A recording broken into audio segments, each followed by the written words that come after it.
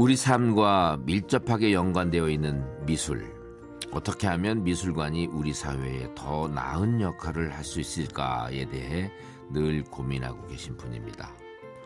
오늘 이런 사람 또 없습니다의 주인공은 최은주 서울시립미술관 관장님입니다. 함께 이야기 나눠보겠습니다. 안녕하세요.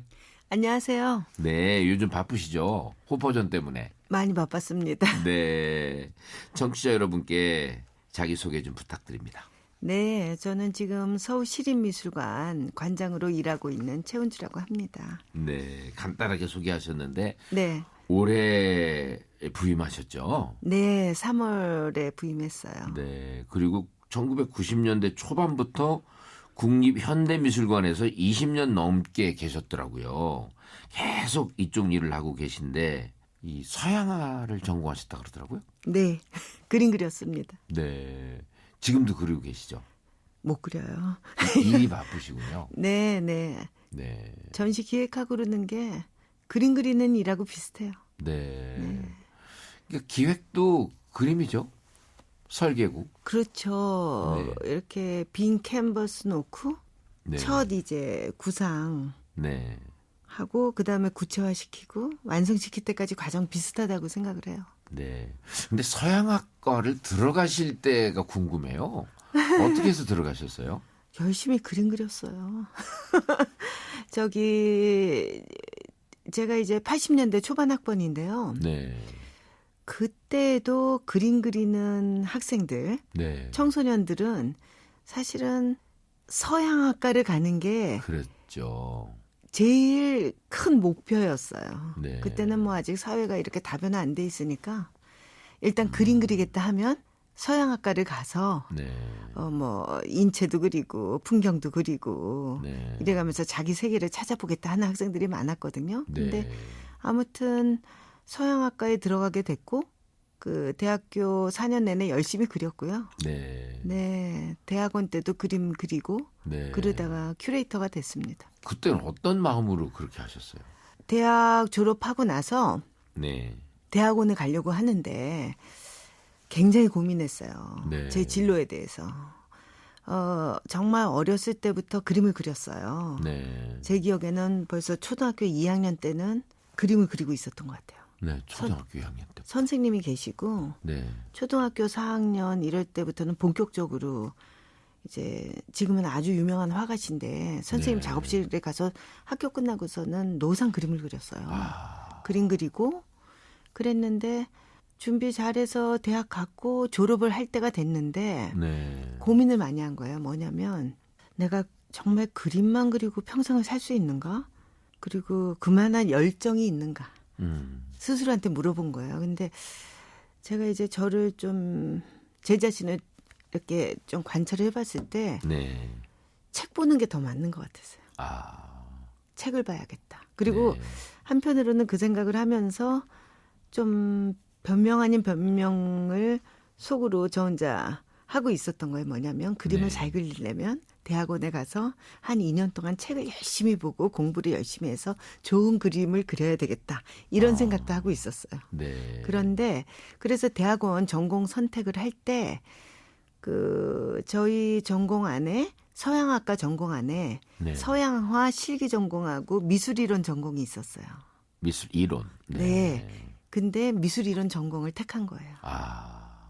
그렇게 공부를 시작을 했고 2년 열심히 책을 봤어요. 네. 책 보고 논문 쓰고 그러고서는 이제 어느 정도 이제 미술사, 미술이론, 미술 비평에 대한 기본적인 좀 틀은 갖춰졌다 생각을 하고 있을 때 지도 교수님이 저한테 전화를 하신 거예요. 네. 제가 졸업은 2월에 했겠죠. 예. 근데 5월에 국립현대미술관에서 처음으로 네. 시험을 통해서 큐레이터를 뽑겠다. 이런 공고를 낸 거예요. 네. 그래서 그 문서를 보여주시면서 너 이거 꼭 해라. 지도 교수님이 사실은 좀 이끌어 주셨어요. 네, 네. 근데 그 당시에 그 공문이 그 총장 추천으로 두 사람이 각 학교마다 두 사람을 추천을 받아서 이렇게 네. 그러니까 특별 채용 시험을 보는 거예요. 그러니까 한정 특별 채용이네. 그렇죠. 네. 예. 그래서 기억나요. 네. 시험 과목이 7과목이었어요. 왜 이렇게 많아요? 다 기억나요.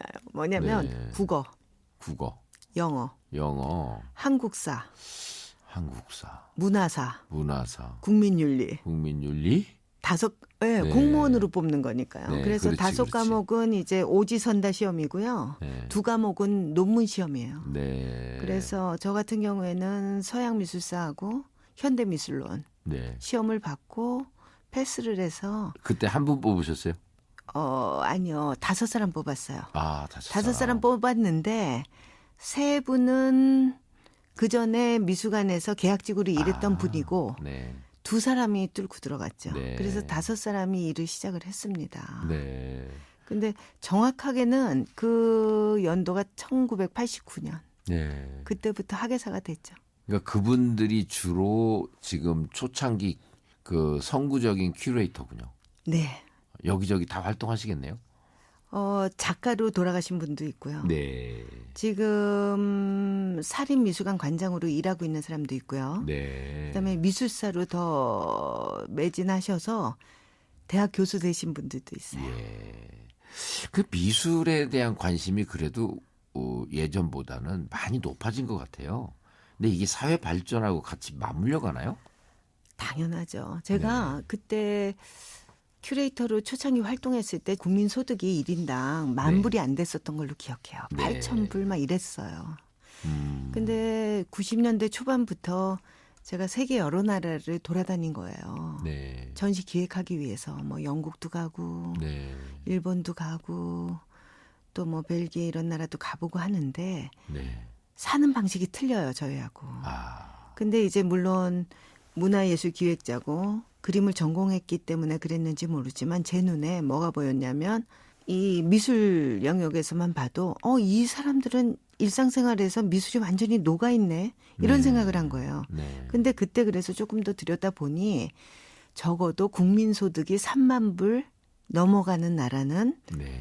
그런 어떤 문화예술적인 저변이 형성이 돼 있더라고요. 그래서 그때부터 돌아와서 제가 동료 큐레이터들하고 네. 대화를 하면서 이런 얘기를 했던 기억이 납니다. 뭐냐면 국민소득이 3만 불 넘어가면 우리는 달라질 거다. 네. 그런 얘기를 했거든요. 근데 코로나 시기를 겪었는데 그 이전에 3만 불이 넘었잖아요. 네. 그리고 아마 올해가 3만 5천 불? 뭐 이런 정도인 것 같은데 뭐 사회 현상이라는 게 여러 현상들이 겹쳐지죠. 네. 겹쳐지는데 특히 이 코비드 19 요 시기를 경과를 하면서 사람들이 문화 예술에 대한 네. 어떤 접근 음. 이런 부분에 더 적극적으로 변한 거 아닌가 이런 걸 느껴요. 네. 근데 그 기저에는 우리의 그 소득 수준 그다음에 소득 수준에 맞게 사람들이 선택하는 어떤 삶의 방식들 네. 이런 것들도 작용하고 있구나 이렇게 느끼고 있습니다. 이쪽에도 수렴 이론 이런 게 약간 적용이 될 수 있을지 생각이 되네요. 네. 그러면서 또 미술도 대중화가 네. 되고 있는 거죠. 네, 네. 네. 잠깐 말씀하셨지만 호퍼전. 네. 지금 에드워드 호퍼라고 미국의 국민 화가죠. 네, 그 전시를 하고 있는데 이제 곧 30만 명이 넘을 것 같아요. 근데 예. 원래 목표는 몇 명이었어요? 30만 명. 네. 근데 30만 명 넘어서 한 32, 3만 명까지는 가지 않을까 이렇게 기대를 하고 있거든요. 네. 근데 제가 이제 전시장에 거의 매일 나가 보는데 네. 정말 젊은 층들이 많이 오는 거예요. 요즘 그 MZ 세대라고 하는 네. 그들이 오는데 자발적으로 오는 게 느껴져요. 친구들하고 혹은 뭐 가족들하고 네. 이렇게 오는 게 보이는데 그들의 어떤 접근을 보면 미술 문화가 이제는 어느 그 일정 계층만 누리는 그런 영역이 아니라 정말 이 사람들이 보고 싶어서 오는구나. 어떤 이 기회를 갖고 싶어 하는 거를 발견하게끔 하는 대중성이 보이는 거예요. 네. 그래서 요즘 영화관 관객이 줄었잖아요. 네. 그래서 미술계에서 뭐라고 하냐면 영화관에 가는 사람들이 미술관으로 오고 있다라는 얘기를 합니다. 그런 지금 기점에 서 있다고 생각이 돼요. 그렇게 대중화됐음에도 불구하고 저는 네. 아직도 미술이 어려워요. 어떻게 감상해야 될지. 뭐 그리는 건 저는 엄두도 안 나고. 네. 네. 제가 그런 분들한테 이런 말씀 드리죠. 네. 제가 뭐라 그럴까요? 미술관 투어를 수천 번을 했거든요. 네. 정말 많이 했죠. 뭐 정말 어린아이들하고도 같이 돌기도 하고 대학생들하고 돌기도 하고 또 뭐 VIP들하고 네. 돌기도 했는데 미술관을 쭉 돌고 나면 이런 반응들이셨어요. 아유, 뭘 봤는지 모르겠네. 네. 너무 많이 봐서. 두 번째, 어떻게 봐야 될지 모르겠네. 네. 하나도 이해가 안 되네. 딱 제 말씀을 하시는 거 같네요. 그리고 심지어 어떤 네. 분들은 어지럽고 메스꺼. 뭐 이런 어지럽고 얘기도 하세요. 메스꺼워. 네. 왜냐면은 갑자기 모르던 정보들이 막 그렇죠. 들어오니까 네. 그거를 뮤지엄 전문 용어로는 뮤지엄 퍼티그라고 그래요. 뮤지엄 퍼티그. 피로. 예. 열병. 예. 아, 피로감. 그런 용어가 네. 있어요. 그런데 아, 뮤지엄 퍼티. 제가 이제 그렇게 돌고 나서 드린 말씀이 있어요. 뭐냐면 정말 오늘 많은 그림들 보셨는데 또 설명도 많이 들으셨는데 다 잊어버리셔도 좋다. 그런데 오늘 본 그림 중에 한 장의 그림이라도 생각이 나신다면 그 그림을 한번 곱씹어서 생각을 해보시고 그 이미지도 떠올려 보시라고 이렇게 말씀을 드리거든요. 네.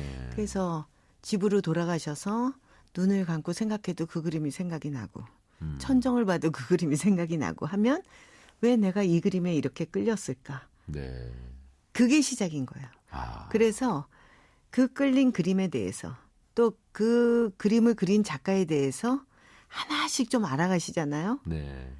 그러면은 어느 틈엔가 길이 보이죠. 네. 길이 보이고 관심이 생기고 그리고 요즘은 정보도 너무 접근하기만 하면 넘쳐나는 네. 그런 세상이잖아요. 그러니까 그렇게 하나씩 하나씩 얹어가시면 어느 틈엔가 미술 애호가가 되실 수 있어요. 네.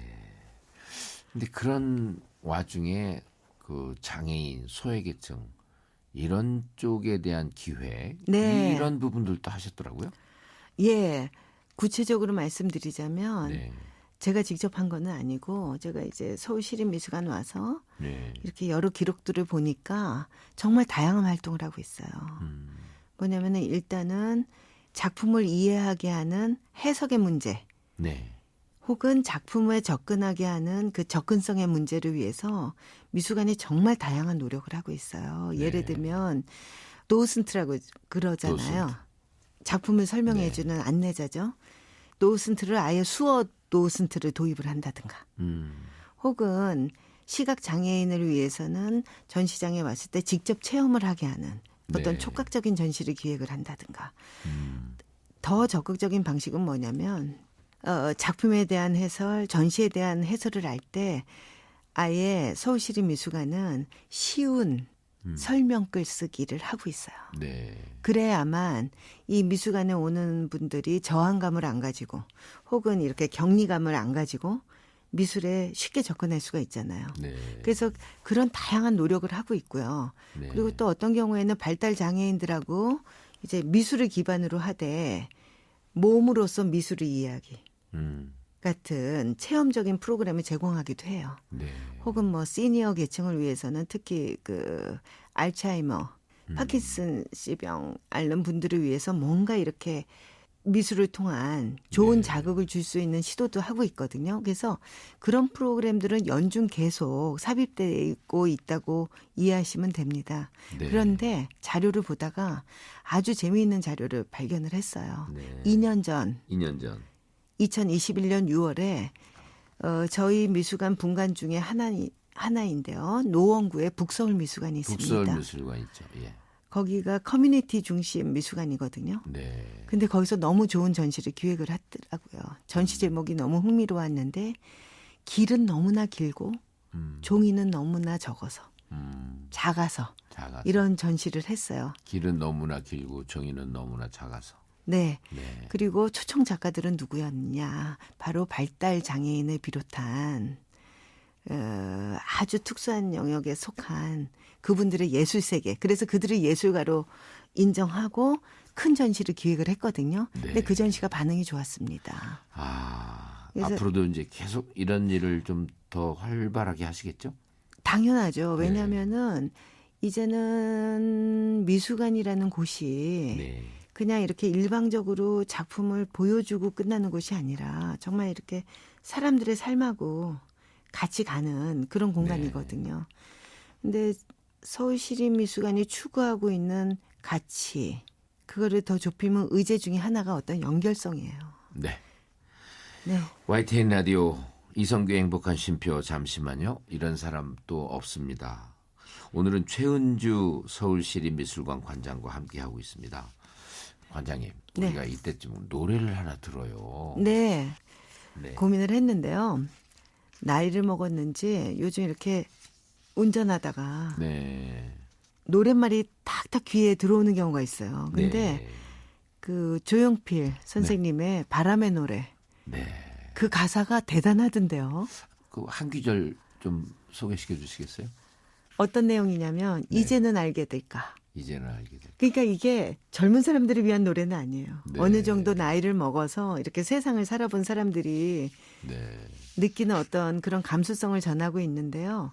결국은 세상을 사랑으로서 바라보자 이런 네. 얘기예요. 조용필의 바람의 노래 듣고 오겠습니다. 네, 최은주 관장께서 소개하신 조용필의 바람의 노래 듣고 오셨습니다. 이성규 행복한 쉼표 잠시만요. 이런 사람 또 없습니다. 오늘의 주인공은 서울시립미술관의 최은주 관장입니다. 관장님, 이 미술관 그러면 우리는 보면은 뛰지 마세요. 만지지 마세요. 이 생각이 많이 나는데 노키즈 존. 근데 지금 서울미술관에서는 좀 다른 존도 있다면서요? 네, 굉장히 개방적이죠. 심지어 그 지금 터치 미 텔이라는 그런 네. 전시도 진행 중이에요. 그거는 만져보라는 거예요. 그리고 얘기하라. 얘기하라.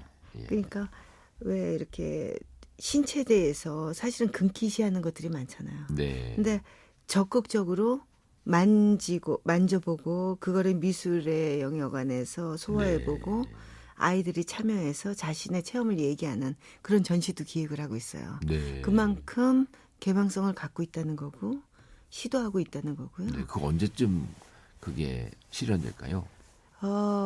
근데 작품마다 다를 수 있어요. 그렇죠. 예를 들면 작품도 사람하고 비슷하거든요. 네. 예민한 작품은 건들면 안 되거든요. 그러니까 그런 작품은 그렇게 가게 해야 되는 거고요. 네.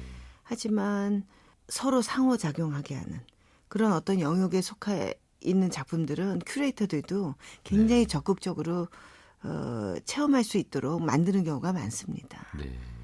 그래서 사실은 그런 영역이 어디까지 어떤 한계를 넘을까는 계속 저희한테도 도전 과제인 것 같아요. 네. 근데 더 많이 시도할 것 같아요. 소리도 들어보게 하고 네.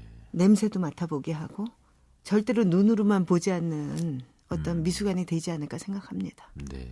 네. 아까도 시각장애인에 관한 그 프로그램 네. 말씀도 하셨고 여러 가지 보니까 이런 분들을 동행 파트너로 삼아서 네. 같이 가자는 커다란 서울시 동행 프로그램 안에 들어가 있는 느낌도 들고요. 네. 근데 이런 프로그램들이 이제 앞으로 네. 좀 더 다양하게 좀 발전해야 되지 않겠어요? 그래서 저희가 사실은 자문도 많이 구하고 있어요. 네. 이게 미술 영역에서만 어떤 일들을 바라보는 사람들하고 네. 직접 어떤 장애와 관련된 실질적인 일에 종사하시는 분들하고 네.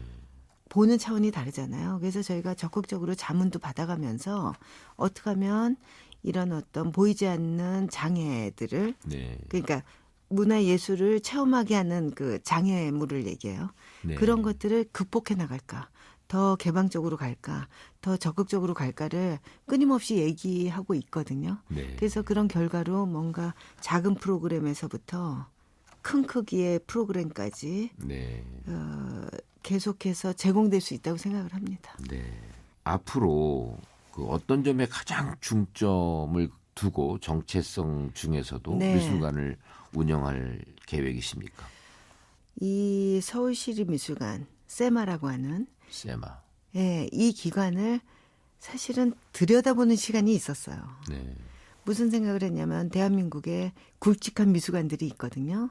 국립현대미술관, 네. 또 삼성리움미술관, 네. 그리고 전국 단위로 보면 지자체마다 대표하는 미술관들이 있어요. 네.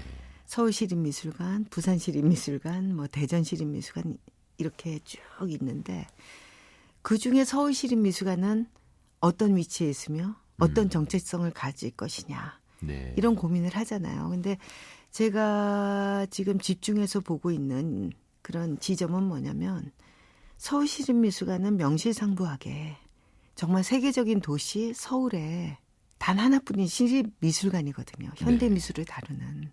그래서 이런 어떤 대표성, 상징성, 정체성을 누구나 인정하는 그런 수준까지 이끌어 올리고 싶습니다. 네. 그 얘기는 뭐냐면 런던에 가면 테이트 미술관이 있고 네. 뉴욕에 가면 모마, 위트니, 구겐하임이 있잖아요. 그래서 세계인들이 봤을 때 서울에 가면 세마를 꼭 가야겠다. 세마를 가면 서울의 문화예술의 지형도를 한 번에 파악할 수 있다. 그리고 서울 시민들의 문화예술의 수준을 알 수 있다. 이런 기관으로 성장시키는 게 저의 목표고 네. 또 세마가 가야 할 길이라고 생각을 합니다. 네. 그런 여정에서 향후 계획과 함께 네. 마무리 말씀 부탁드립니다. 네, 요즘 세계 미술계에서 서울에 대한 관심이 정말 높아요. 네. 저한테도 메일이 계속 들어오는데 정말 서울에 오고 싶어요. 그리고 세마하고 같이 일을 하고 싶어요. 이런 분위기, 이런 상황에서 정말 수준 높은, 정말 그해의 최고의 전시가 세마에 있었다. 그해의 최고의 교육 프로그램이 세마에서 진행됐다. 네. 이런 얘기를 듣고 싶은 거예요. 네. 그렇게 가고자 합니다.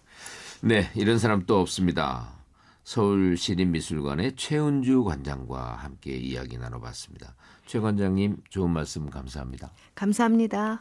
이런 사람 또 없습니다는 YTN 라디오 홈페이지와 유튜브를 통해서 다시 들으실 수 있습니다.